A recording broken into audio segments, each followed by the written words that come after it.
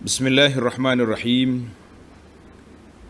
Alhamdulillahi rabbil alamin wassalatu wassalamu ala rasuli rabbil alamin nabiyyina wa habibina wa qudwatina Muhammad ibn Abdullah wa ala alihi wa sahbihi wa man walah, amma ba'du. Muslimin dan muslimat, para pelajar sekalian, alhamdulillah kita teruskan sesi tanya jawab siri yang ke-39 pagi Sabtu 16 hari bulan 10 2021 bersama dengan 9 Rabiul Awal 1443. Tuan-tuan kena ingat, hari ini mungkin termasuk hari ini dalam sejarah. Sebab sebahagian ulama falak mengatakan Nabi lahir pada 9 Rabiul Awal. Yang masyhurnya 12 itulah. Tapi dari sudut akademik perbincangannya, 9 ini salah satu daripada tarikh yang kuat. Kelahiran Nabi berdasarkan kepada kalender 20 April tu. Tahun 571. Yang itu maka di convert, dia pergi kepada 9, dia tak pergi pada 12. Wallahu alam, perbincangan itu panjang. Kita pergi kepada soalan yang pertama. Adakah surah Al-Baqarah dan Ali Imran akan menjadi peguam kita di akhirat kelak kalau kita sentiasa baca? Ada kelebihan tak? Ada hadis? Kita kata na'am. Surah Al-Baqarah dengan Ali Imran ini dinamakan dengan surah Az-Zahrawaini. Az-Zahrawaini maknanya dua yang bercahaya. Dua yang bercahaya. Dalam hadis yang dikeluar oleh Imam Muslim, Nabi SAW bersabda, "Iqra'ul Qur'an fa innahu ya'ti yaumal qiyamati syafi'an li ashabi." Bacalah Quran,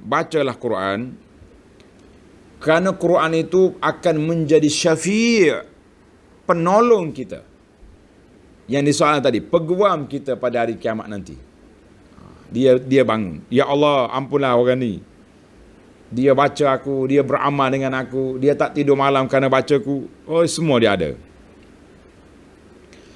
Kemudian itu umum semua Quran. Kemudian Nabi kata, Iqra'uz Zahrawaini. Cuma nama Zahrawaini, bukan nama anak Zahrawaini, dua cahaya, iaitulah Al-Baqarah dan Ali Imran. Fa innahuma ta'tiyani yaumal qiyamati ka'annahuma ghamamatani aw ghayayatan. Dua surah ini bagi hari kiamat esok jadi macam penduh kita. Dua teduhan kepada kita. Jadi tuhajjani ashabihima, yang akan berhujah, jadi peguam untuk nak melepaskan kita daripada azab.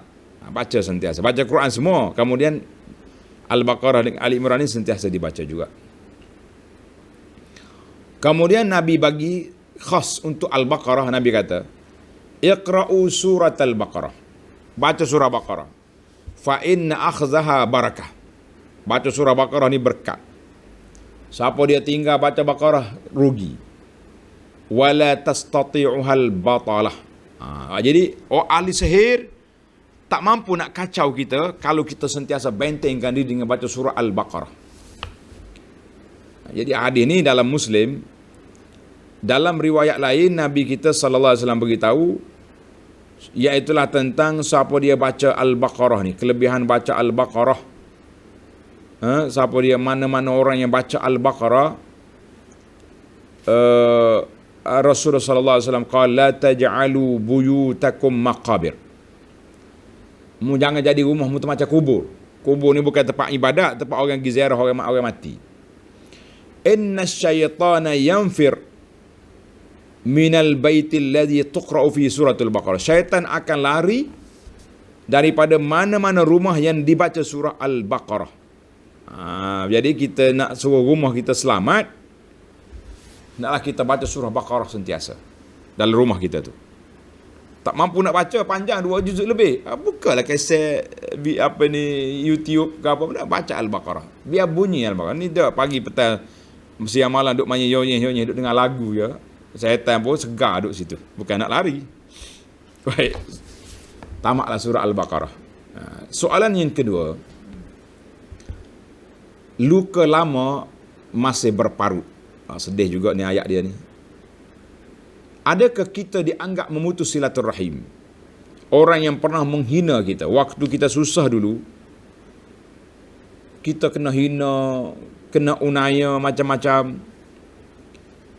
Bila kita sudah senang, akhirnya bila sudah senang, dia menjauhkan diri daripada orang yang hina dia dulu. Bukan nak menyombong, tapi luka lama masih berparut. Masih sedih. Adakah saya dianggap sebagai putus silaturahim? Apa nasihat Ustaz? Ana rasalah soalan seperti ini banyak berlaku kepada kita. Maklumlah waktu susah dulu orang hina, orang tak peduli pun dengan kita kan. Bila kita dah senang, mula celek mata. Oh, awak ni waris saya ni. Ngaku lah. Tengok kawan tu muncul di Facebook, tag lalu bawah. Ni waris saya ni. Ni keluarga saya. Waktu dulu kalau ngaku tengok jauh pun, budak mana tu? Apa pergi main jauh? Main apa sini? Bagaimana? Jawabnya saudara atau saudari yang bertanya, luka lama, luka baru, parut lama, parut baru, biarlah dia berparut di situ. Tapi janganlah kita pergi duduk usik yang menyebabkan dia gatal semula. Jangan. Berdarah balik. Jangan. Luka lama berdarah kembali. Tidak ada. Dalam Islam, mengajar kepada kita satu sifat. Al-afu was-saf. Maaf dan lupakan. Itu Islam ajar. Dalam surah, tuan-tuan tanda, ana bagi nombor ayat, nanti baca sendirilah sebab banyak ni. Panjang pula jawapan. Dalam surah Ali Imran, ayat 133, 134. Allazina wasari'u ila maghfiratin min rabbikum tu. Satu ayat. Ayat yang kedua surah Asy-Syura, ayat 40. Allah kata, faman afa wa aslaha fa ajruhu 'ala Allah. Siapa dia maaf, Allah Taala bagi pahala kepada dia. Ayat surah An-Nur yang baru kita baca, ayat 22, wal ya'fu wal yasfahu. Al ya'fu itu mana maaf. Tak memadai kita maaf saja, tapi masih lagi berdarah luka. Tapi wal yasfahu, kosongkan hatimu daripada benci. Ini tinggi darjat dia. Banyaklah hadis, ayat lain banyaklah. Kan? Dalam hadis Nabi SAW, Nabi kita juga ajar, ada orang laki-laki ni mari tanya Nabi SAW, dia kata, inna li qarabah. Aku banyak keluarga, aku hubungi mereka pula putus hubungan dengan aku. Aku buat baik, mereka buat tak baik dengan saya.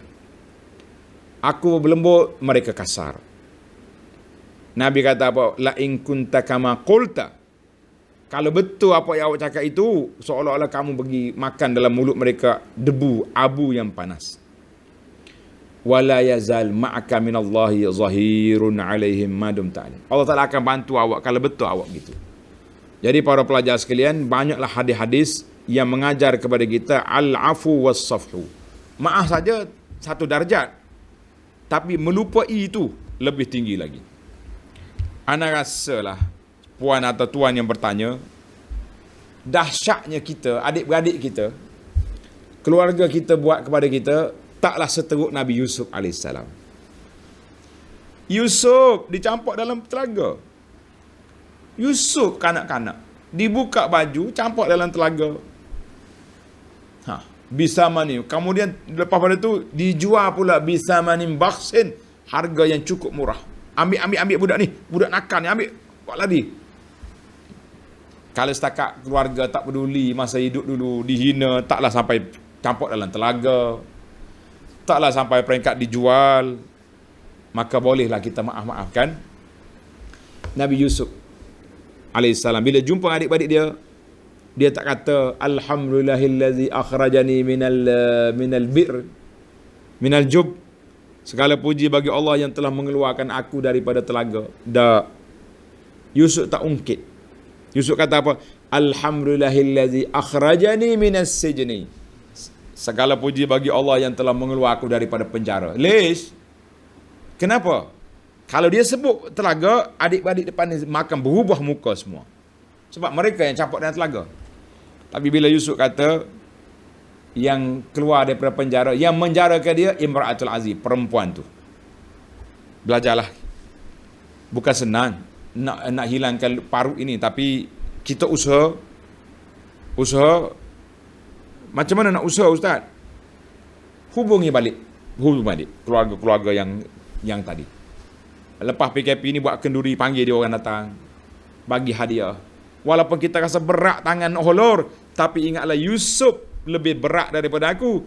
Yusuf kata apa? La tasriba alaikumul yaum yaghfirullahu lana wa lakum li wa lakum. Tak ada salahmu hari ni. Allah Ta'ala maaf kepada aku, maaf kepada kamu semua. Maaf. Mulia. Puan kalau boleh tukar puan atau tuan yang bertanya ni, kalau boleh buat benda ni, Allah mulia tuan. Tak hina kita. Hubungi silaturahim walaupun mereka hina kita dulu. Bahkan mereka akan terasa hina. Mereka kenak kita dulu, dia hina kita dulu, mereka akan rasa dia hina di hadapan Allah Azza wa Jalla. Baik, itu cerita Yusuf. Banyak lagi cerita lain, tapi cukuplah setakat itu dulu. Motivasi besar Yusuf.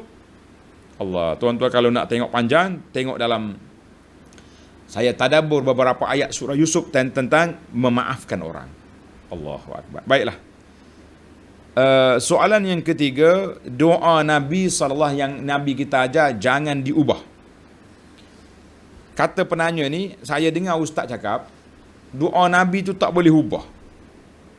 Saya tak faham maksud dia macam mana. Eloklah bila tak faham bertanya itu elok. Yang tak eloknya tak faham ulah sendiri, itu punah nama dia. Kan? Kita pelajar ni kalau tak faham bertanya, eloklah tu. Jangan tak faham pergi ulah sendiri, kita rasa lebih berat. Lebih berat. Baik.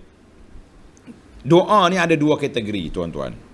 Ada doa umum, ada doa khusus. Doa umum yang Nabi kita sebut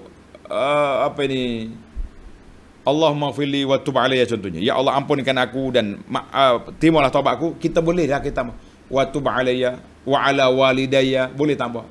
Ya Allah ampunkan aku dan dua ibu bapakku, adik-beradikku, orang yang aku sayangi. Itu dipanggil doa yang kita boleh ubah untuk masukkan orang-orang yang kita sayangi. Tak apa. Tapi kalau zikir, doa khusus, itu maksud saya tak boleh ubah. Contohnya, Nabi kita SAW bagi tahu siapa dia zikir selepas solat 33 kali. Subhanallah 33 kali. Alhamdulillah 33. Allah Akbar 33. Diakhiri dengan la ilaha illallah wa la syarikalah. Jangan pula kita pergi ubah. Apa 33? Hari ni saya relax lah bro. 50. No. Kalau kita pergi pada riwayat lain yang ada tu 10 ke 15 yang ada riwayat, tidak jadi masalah. Sebab Nabi tak akan bercakap angka-angka ini kecuali dengan wahyu daripada Allah Azza wa Jalla. Ada rahsia yang tersembunyi. Itu angka yang Nabi buat, jangan main. Angka orang tu main number tu cerita lain. Itu manusia atas dunia, dia boleh je nak ubah bila-bila je. Tapi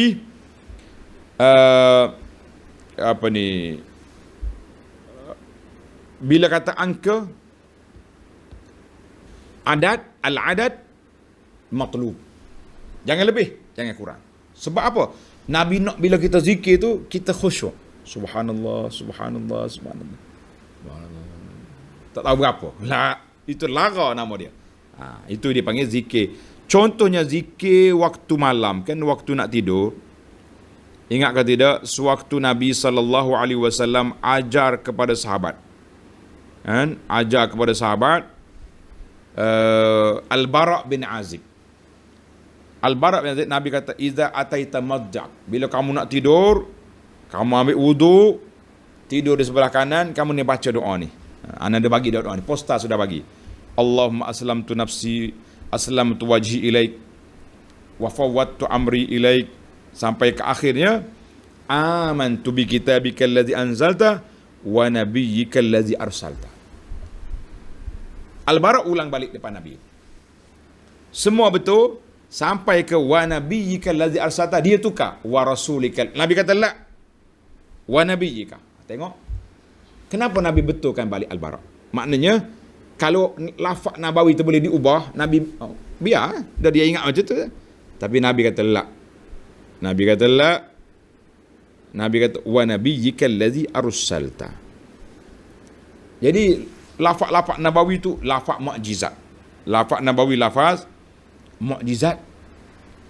Lafaz yang orang lain itu lafaz rekaan. Sebab tu pelik-pelik bacaan dia, doa dia yang agak ada setengah tu melampau doa dia. Maka kita utamakan doa kita ni dengan al-ma'thurat, dengan doa-doa dan zikir yang ma'thur, maknanya yang datang dari Nabi sallallahu alaihi wasallam ataupun daripada sahabat. Itu yang terbaik. Faham dah itu insya-Allah. Soalan yang keempat, cara beri salam dalam solat. Kita belajar dalam kitab Fathul Mu'in pada malam Khamis kan. Penanya ni kata solat yang afdalnya kita bagi salam tu macam mana? Kita duduk gini. Assalamualaikum warahmatullahi. Gitu. Ada setengah orang ni paling tu Assalamualaikum.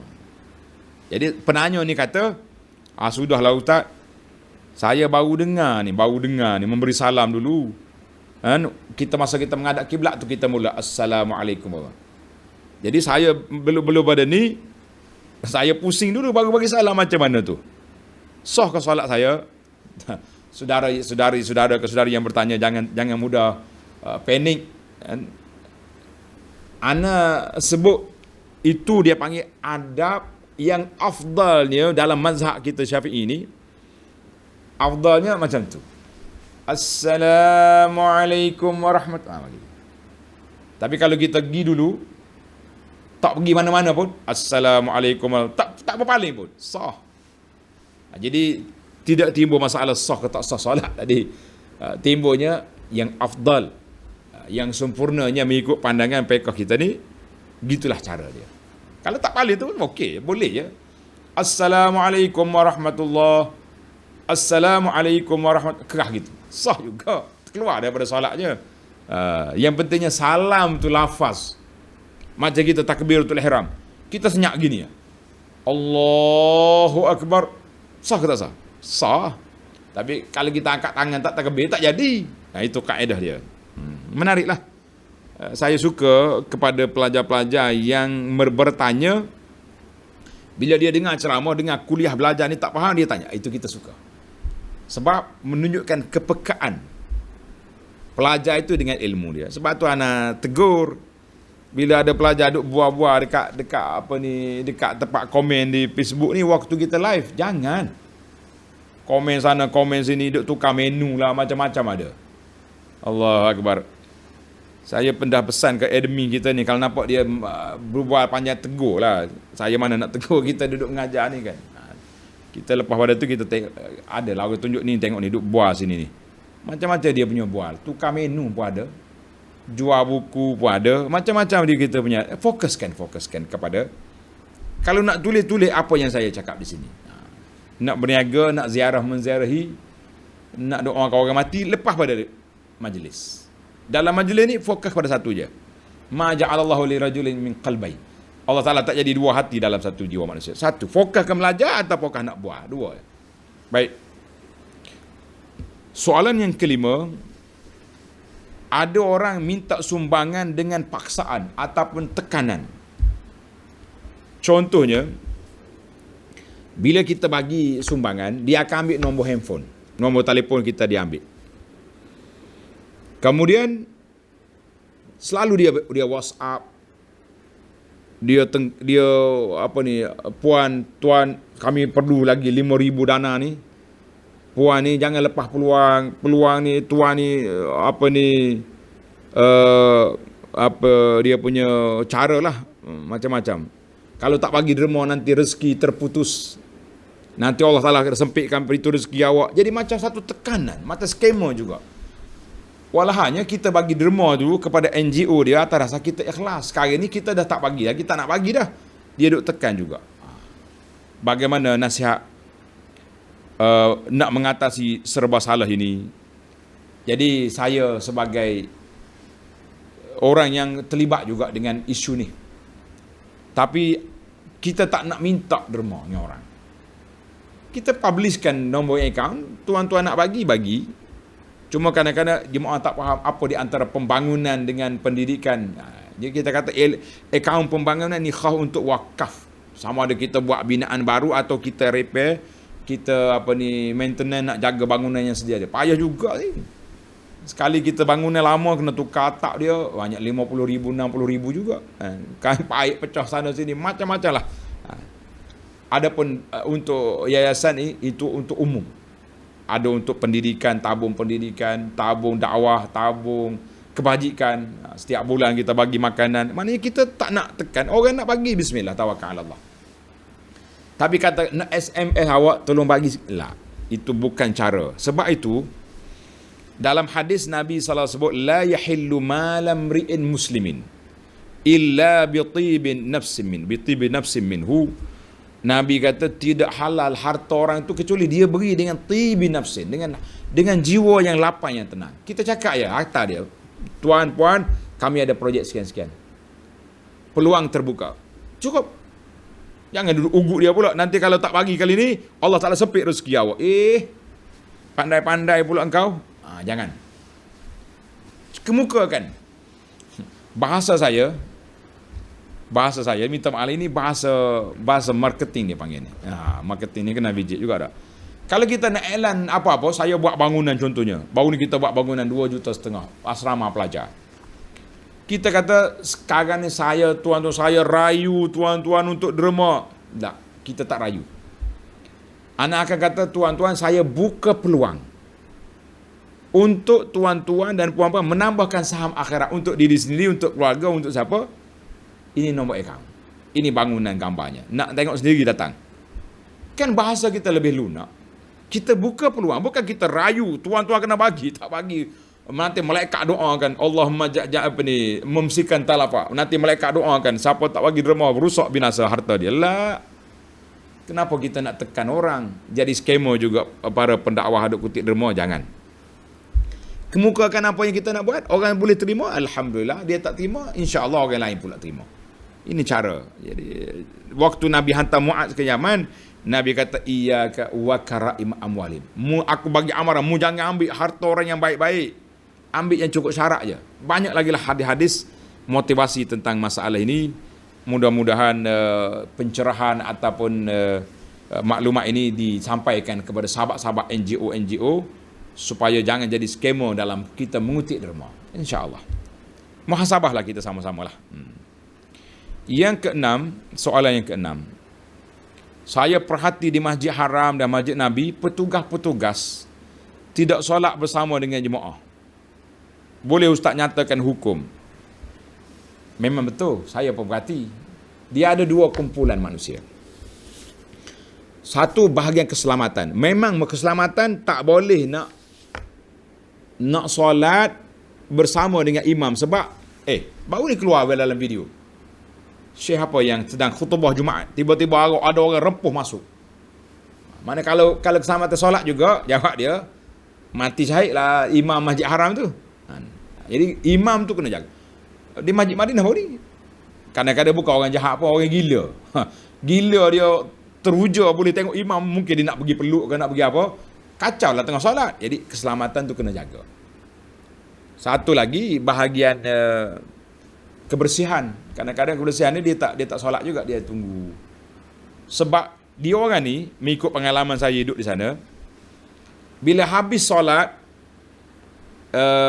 dengan imam, mereka akan kumpul balik, dia solat imam yang lain, imam khas untuk pokok dia je.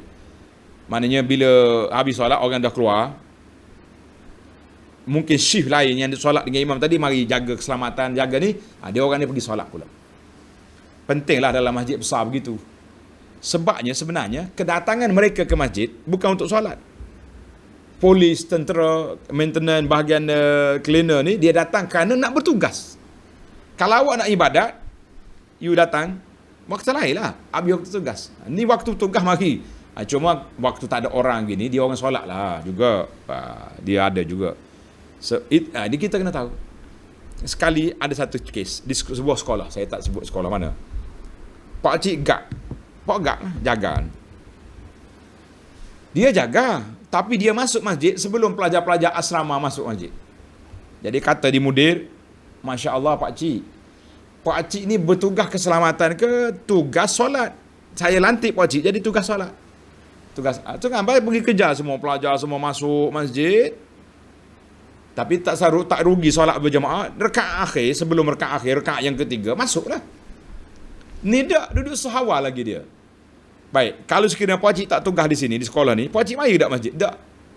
Tengok ni dia punya, kita kena faham lah bidang tugas. Jangan kata, rugi lah duduk masjid haram. Dia tak rugi, sebab lepas solat, dia solat jemaah juga, boleh 100,000 juga. Baik, itu komen saya lah. Yang ketujuh, Ustaz cakap, kalau terlupa rakaat selepas salam, boleh bangun untuk tambah rakaat yang tertinggal. Tapi macam mana? Kena takbiratul ihram semula daripada awal ke, ataupun kita buat di tempat yang kita terlupa? Di sini kata di para ulama, panjanglah dalam kitab kita ni.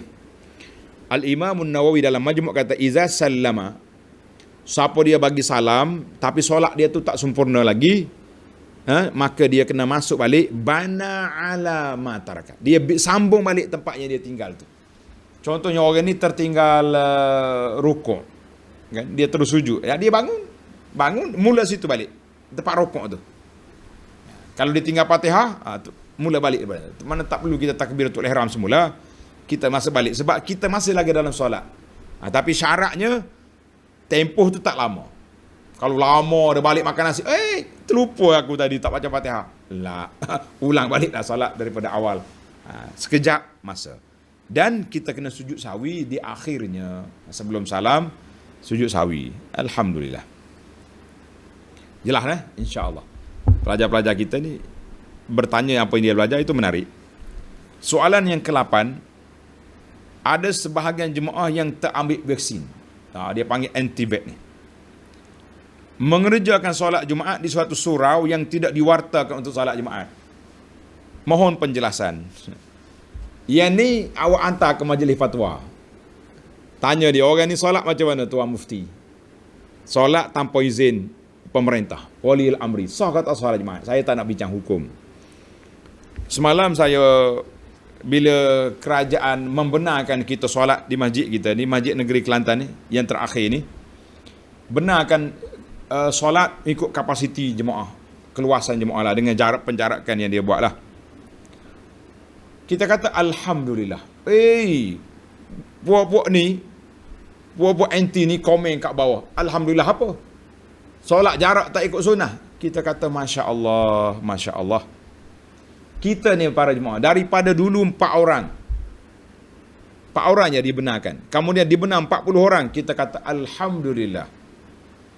Minggu ni dibenarkan mengikut kapasiti masjid, kita kata Alhamdulillah. Saya boleh tengok wujuhun nayyira, muka-muka orang beriman, orang ni ada di masjid semua pada hari Jumaat. Gembira kita.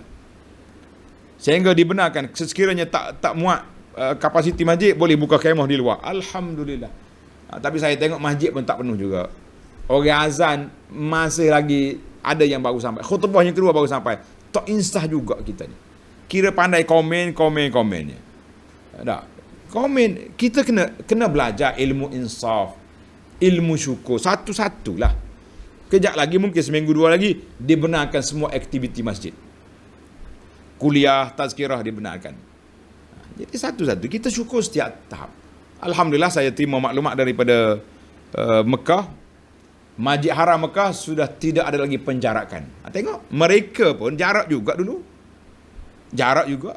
Sekarang ni sudah tak jarak. InsyaAllah, mungkin berpindah ke pasar apa yang kerajaan duduk buat ni, pasar 4 ke apa, mungkin tak ada jarak lagi. Sabarlah. Banyak ibtihal kepada Allah, bukan banyak komen. Mu ingat, terbit ayat tak comel. Awak ingat awak seorang ke pandai atas dunia ni? Mufti-mufti tu tak cerdik belaka ke macam mana? Cuma kita sebagai rakyat menuntut bolehlah.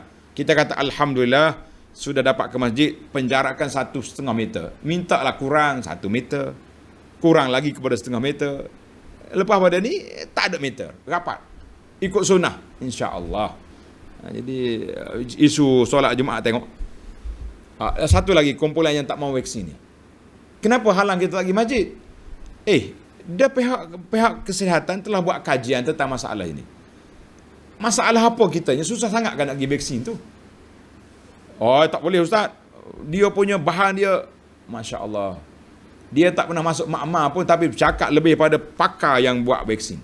Kotor lah, ada babi, ada macam-macam ada. Awak duk berteori pelik-pelik.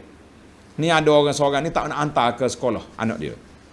Sebab tempat dia sekolah anak dia tu, dia punya vaksin Pfizer kan? Pfizer ke apa? Tak mau nak cari Sinovac. Entah mana tahu dia ada tempat. Kita kata, pandai pula mu cari-cari benda tu. Yang orang cerita tak nak dengar, dia sendiri buat apa ni. Kita semua ni sayang kepada sunnah Nabi SAW. Tak ada orang tak sayang tuan-tuan dan puan-puan. Jiwa kita memang nak sangat rapat saf. Ada setengah orang ni, baik daripada sah tak rapat, biar aku solat di rumah. Solat di rumah tu sunnah. Tengok, kalau kita nak cakap lah. Baik, cukuplah setakat tu dulu. Soalan yang ke-9, masa kita berada, bagaimana gambaran hidup di alam barzakh? Allah, nyatanya hak ni. Tak. Waktu kita di alam barzakh dulu, macam mana kita punya dunia ni? Interaksi kita ni macam mana? Sama dengan dunia ke tidak? Kita kata tuan yang bertanya atau puan, isu alam barzakh ni jangan dengar ustaz cakap. Kita kena tengok kepada dalil, kepada nas. Sebab apa? Dia di alam ghaib. Alam barzakh ni satu alam pemisah antara dunia dengan akhirat. Dia panggil alam ghaib.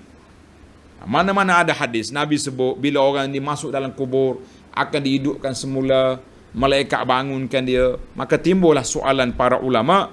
Dia kata apa? Dia kata kira bicara kita dalam kubur tu dengan ruh ke dengan jasad? Kalau kata jasad mati situ. Tak lama hancur jasad. Ada juga yang tak hancur tapi kebanyakannya hancur. Bagaimana? Jadi inilah yang dibahas oleh para ulama. Sukarlah kalau kita nak jawab mudah-mudah senang-senang. Kan kita kata hayatul barzakhi, hidup di alam barzakh, satu alam yang kita tak tahu. Kita boleh tahu melalui apa? Melalui wahyu daripada Allah Azza wa Jalla, apa yang disebut oleh Nabi sallallahu alaihi wasallam, maka kita akan terima. Jadi saya tak panjanglah tuan-tuan, kalau nak tengok hidup di alam kubur ini, tengok kuliah yang saya sampaikan, tajuk dia Rihlah ke Alam Akhirat. Di awal PKP dulu, ana baca sebuah kitab Al-Yaumul Akhir, hari akhirat. Kita baca daripada nazak, daripada sakit, mati, masuk kubur, soal muka nakir, nikmat kubur ataupun azab kubur, na'udzubillah, kemudian bangkit semula sampai ke syurga, ke neraka. Panjang kitab tu. Tuan yang bertanya boleh pilih, tengok tajuk tentang kubur. InsyaAllah huraiannya ada di situ. Oh, dia kata tak seronok lah buana. Orang tanya asyik suruh transport ke video sana video sini. Saya jawab dah tadi, tapi nak detailkan di sana. Dia dalam video yang telah sedia ada lebih detail, lebih terperinci. Sebab tu kita jangan duduk suka-suka. Alam kubur ni lain. Kita pergi kubur, kita bagi salam. Ada riwayat kata bila kita bagi salam, orang mati tu dapat balik dia punya roh dia, salam balik. Yang pentingnya semua dalam masalah alam kubur, alam barzakh ni, jangan dengar orang cakap, kita kena dengar ada sandaran daripada wahyu ke tidak. Sebab dia benda perkara gaib yang tidak diketahui kecuali melalui jalan wahyu. Ada setengah ustaz ni, sedap kalau dia serap cakap, menangis-nangis orang. Bila tengok dia, semok dia punya sandaran, tak ada. Bila kita tanya, bukan nak respon, marah balik ada. Awak ingat awak seorang pandai? Subhanallah. Jemaah tanya dia, mana sandaran yang ustaz cakap? Dia marah balik. Awak pandai ke saya, Pak? Awak ustaz ke saya, ustaz? Allah, jangan buat macam tu. Jadi kita kena hati-hati benda gaib. Soalan yang ke-10. Apakah hukum sentuh suami dia sakit, Bila anak tolong apa ni, ambil wuduk pada ayah dia ni, bila waktu angkat nak pergi tempat solat, tiba-tiba nak rebah, mak long ni pegang lah, terpegang dia, batal tak batal wuduk, nak pergi angkat pula pergi ambil wuduk, bukan senang. Jadi saya jawab khas lah kepada mak long saya ni, kan? Dia bahasa dia mak long, dia mesra selalu hantar soalan-soalan macam-macam. Kita dah belajar waktu nak pergi haji dulu kan, pihak tabung haji dah ajar kepada kita masalah sentuh wanita ni, sentuh isteri. Bukan mahram lah, kalau mahram tak ada masalah. Majoriti ulama mazhab Hanafi, Maliki, Hambali mengatakan tidak batal wuduk sentuh perempuan, setakat sentuh kulit je. Tak ada perasaan, tak ada syahwat apa, tak ada. Mazhab Syafi'i kata batal. Jadi kalau kita kata susah masyakkah, waktu nak pergi haji kita diajar supaya pegang dengan majoriti ulama yang kata tak batal wuduk. Waktu sakit ni pada perkiraan saya, kalau saya betul alhamdulillah, saya tak betul kita tarik balik. InsyaAllah peganglah dengan majoriti ulama yang mengatakan tak batal wuduk tersentuh perempuan tanpa syahwat, untuk nak memudahkan urusan masalah orang sakit tadi. Tapi kalau kita relax gini, sentuh pergilah ambil wuduk, tak ada masalah apa kan. Keluar daripada khilaf itu dituntut. Wallahu alam. Mudah-mudahan Mak Long kita selamat. Kita doakan Pak Long sihat insya-Allah, dan Mak Long sabar menguruskan Pak Long ini dengan baik insya-Allah. Baik. Soalan yang ke-11, berapa hari boleh qasar dalam musafir? Ini banyak soalan ni. Alhamdulillah saya dah jawab dalam ada beberapa video pendek telah kita jawab, sebab keliru banyak. Jadi kita kata orang dalam musafir, jauh mana dia pergi, selagi dia musafir, travel, boleh je qasar, boleh jamak. Cuma bila sampai di tempat,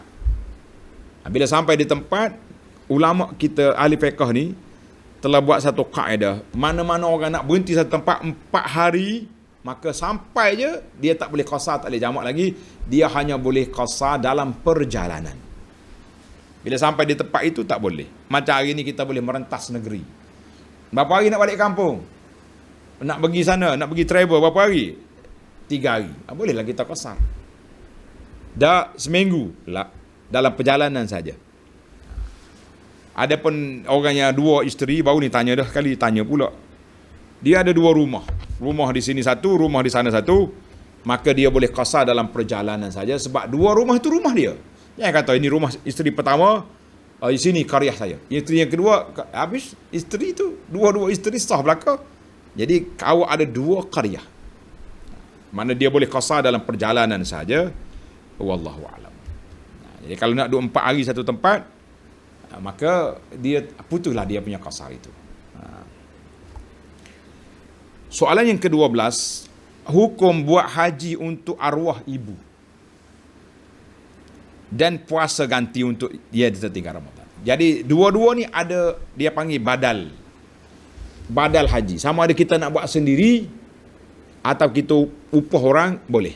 Itu dia panggil badal haji. Boleh. Adapun puasa, tapi hati-hatilah. Banyak juga ni perangkap-perangkap pengambil upah haji ni. 1,500 hadiah, air zam-zam, buah tamas, jada, tasbih, kopiah. 1,500 ni awak bagi ke siapa? Hadiah lagi 200-300. Bayar pejabat lagi. Akhir sekali dia bagi kepada orang yang duduk kerja pacak kemah ke apa di Arafah. Jadi saya bukan nak hina jawatan orang, tapi dia orang tu bekerja, masa mana dia nak tumpu kepada haji lah. Carilah yang betul-betul dapat dijamin oleh pihak penganjur. Di antara yang anda tengok yang agak teliti lah tabung haji, sebab dia panggil interview dulu orang. Dia interview. Kalau bagi ke saya, anda akan cari student pelajar. Sebab itulah kadang-kadang kita ambil harga tinggi sikit, 3,000 ke 4,000 orang bagi. Sebab satu, kita nak bantu pelajar kita, pelajar yang ada keluarga, dia ada beasiswa, tapi yang ada keluarga ni sewa rumah 5,000, 10,000 setahun. Jadi dengan kita bagi ni sumbangan, kita bagi bantuan dia 5,000, dia pada haji, dia pun happy, dia doa pun orang panggil semangat kan.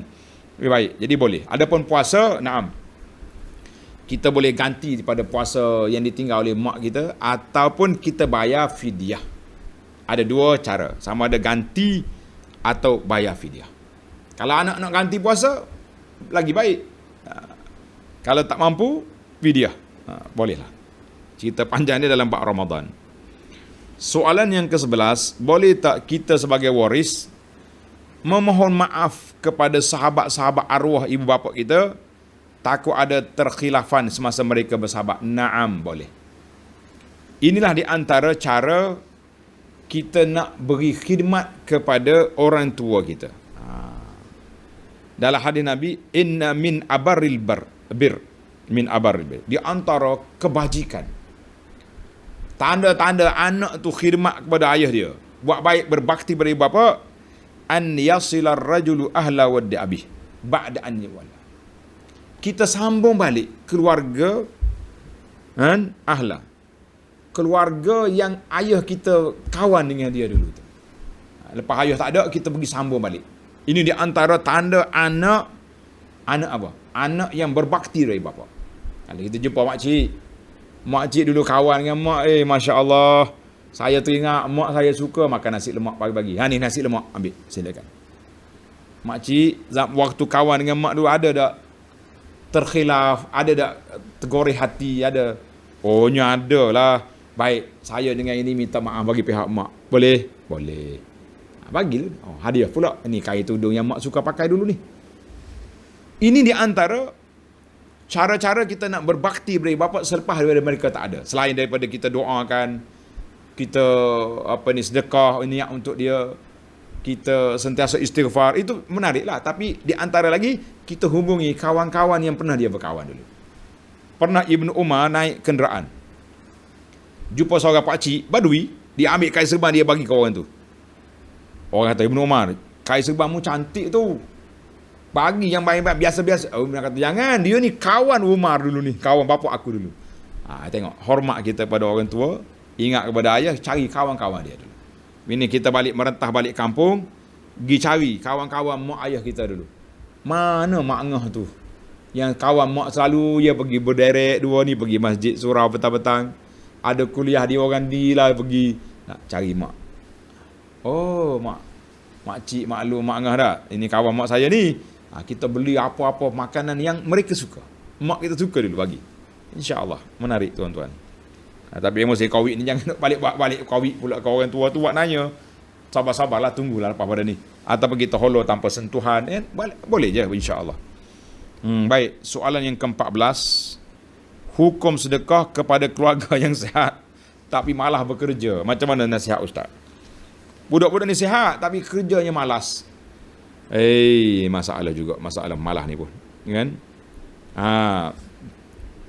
Jadi ulama kata, kita kalau zakat kita nak beri kepada orang yang malas tapi dia gagah, itu khilaf para ulama. Khilaf dia kata.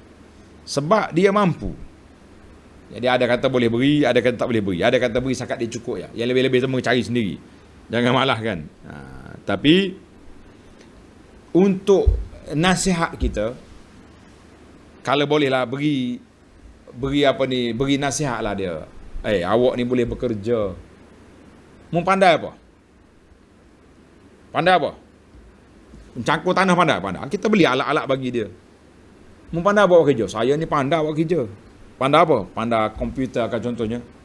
Buat design ke, buat apa-apa. Kita beli alat untuk dia buat kerja. Sebab tu Nabi kata apa? Nabi kata, wallazi nafsi biyadi la an ya'khudha ahadukum hablah. Kalau seorang tu ambil tali pergi masuk dalam hutan, pergi cari kayu api, pikul atas belakang, pergi jual kayu api tu, lebih baik daripada dia meminta-minta dengan orang beri tak beri. Hina meminta ni. Sedangkan kita mampu. Kalau tak mampu lain cerita. Maka tolong bagi nasihat motivasi dia. Bagilah dulu sumbangan tu, nanti dia angkat bendera putih, malu kat kita. Dia ni angkat bendera putih, sedangkan makcik-pakcik dia tu orang kaya-kaya. Bagi. Pertama, diberi motivasi nasihat. Baiklah para pelajar sekalian, isu soalan yang ke-15, saya tengok di muzium orang duduk iklan dalam gambar, rambut Nabi panjang sekali. Ada rambut Nabi ni je, panjang ni je. Ada ke lagi rambut Nabi ni? Dia panggil asarun nabawi zaman kita ni. Ada ke tak ada? Soalan yang paling senang saya jawab, wallahu alam. Kita mazhab Ahlussunnah ni memang kita boleh tabarruk. Boleh mengambil berkat, gosok rambut Nabi kalau betul ada. Tapi masalah sekarang ni, macam mana kita nak pastikan benda tu hak Nabi ataupun tidak? Setakat orang dakwa je, buat mari itu kalau betul, kalau artifak. Ni, yang duk buat gambar-gambar ni, jangan gosok, itu khurafat itu. Oh, kita punya artifak ni ada CJ palsu apa? Jangan main-main. Jadi kita nak pastikan payah. Sebab waktu ana tengok beberapa pengkaji, nama penulis kita ni, dia tulis kita Al-Atharun Nabawiyah. Barang-barang peninggalan Nabi setelah dia senaraikan yang ada di muzium di Turki ni, Topkapi apa muzium dia kata, di Istanbul. Dia kata la yakhfa. Kemungkinan tu ada, ini hak Nabi. Tapi pengkaji bukan kaki pameran dah, ni pengkaji sungguh dia kata ghaira anna lam nara ahadam minas thiqat.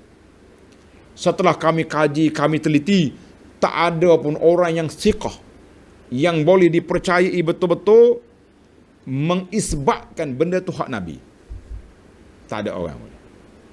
Allah Ta'ala yang maha mengetahui. Itu dalam kitab apa? Al-Atharun Nabawi. Dalam sudut sejarah pula, banyak sudah barang-barang Nabi tu hilang. Cincin dia hilang. Kemudian dia punya burdah, kain hak Nabi punya pakaian ni hilang di zaman akhir pemerintahan Abbasiyah, ketika Tatar masuk Baghdad tahun 656, hilang. Kata di Imam Ibn Katsir kata tawaras, telah tersebar di kalangan Banu Abbas ni, ada satu kain burdah hak Nabi kita pakai. Dia orang jaga sungguh-sungguh. Khalifah pakai pada hari raya, letak atas bau dia. Qadib, macam satu kayu gitu, macam tongkat itu hak Nabi. Tetapi apa boleh buat, dia sudah waktu Tatar masuk tu hilang habis. Sama juga di fitnah di Timurlan, di Dimashq tahun 8 banyaklah sejarah-sejarah yang, dan para sahabat sendiri bakhil. Yang ada rambut Nabi dekat dia, kalau aku mati dia pesan dia, masukkan rambut ini dalam kain kapan aku. Maknanya sukar lah bagi saya, wallahu alam lah. Orang duk main artifak, duk main asar Nabawi ni, kita nak sabitkan dia tu sukar. Kita nak kata bukan pun kita tak tahu. Kita nak kata ya pun tak berani. Lebih baik tak tahu lah. Tak usah duduk sibuk-sibuk dengan benda tu lah. Kalau orang mari kata wallahu alam. Wallahu alam, betul ke tidak ni? Baru ni semangat mempertahankan barang kita ni, barang Nabi gini-gini. Tunjuk CJ. Bila tuan pengeluar CJ di Mekah nafi, yutan balik pula. Macam-macam lah dia punya di atas dunia akhir zaman ni, banyak cerita, banyak hikayat, maka kita nak pastikan sukar. Jadi alhamdulillah 15 soalan kita hari ni cukup lah. Panjang sangat, tuan-tuan banyak kerja, saya pun lorak. Baik, kita berhenti setakat itu dulu. Mudah-mudahan ada manfaatnya, insya-Allah. Subhanakallahumma bihamdika asyhadu an la ilaha illa anta astaghfiruka wa atubu ilaik. Wa sallallahu ala nabiyyina Muhammad wa ala alihi wa sahbihi ajma'in walhamdulillahi rabbil alamin. Wassalamualaikum warahmatullahi wabarakatuh.